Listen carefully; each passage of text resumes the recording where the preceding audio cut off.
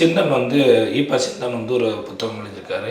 பாலஸ்தீனத்தை பற்றி முன்னாடியே நம்ம 80கள்லேருந்தே நுக்மானுடைய பாலஸ்தீன கவிதைகளுடைய மொழிபெயர்ப்புகள் வந்திருக்குது. பாலஸ்தீனத்துக்கும் நமக்கு ஈழப் போராட்டத்துக்கும் பாலஸ்தீனத்துக்கும் ஒரு பெரிய தொடர்பு இருந்துச்சு.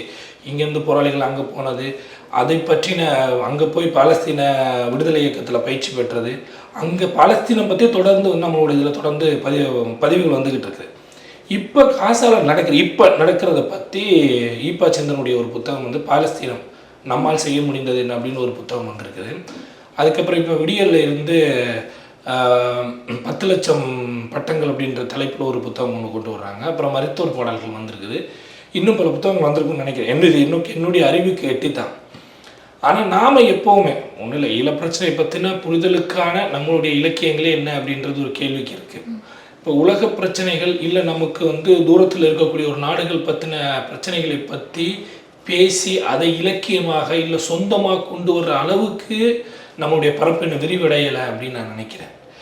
வர்ற படைப்புகளே எடுத்து பேசுகிறதுக்கே வந்து ஒரு பெரிய தயக்கங்கள் இருக்குது.